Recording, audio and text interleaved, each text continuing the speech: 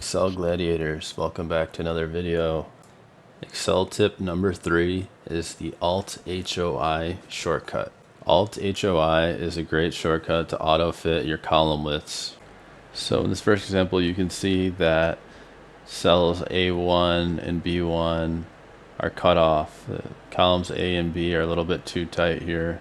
So we can use the ALT HOI shortcut to auto fit for the longest value in each respective column. So I'll do Control A to select everything, and then I'll do Alt HOI in succession, and now you can see you can fully read character and portrayed by.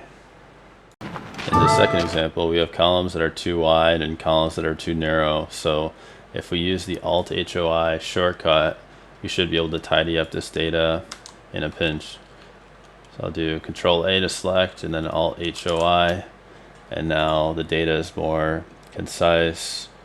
Nothing is bleeding into other columns, nothing's cut off. Lastly, there's a few other ways to perform the shortcut. So one is the alternative Alt OCA, which does the same thing and was designed for Excel 2003. And then another way of doing it is to select everything and then use your mouse to click in between one of the columns, and then you double click and you get the same result. So that is it for today's video. I use this tip almost daily and I hope it helps you out. Peace.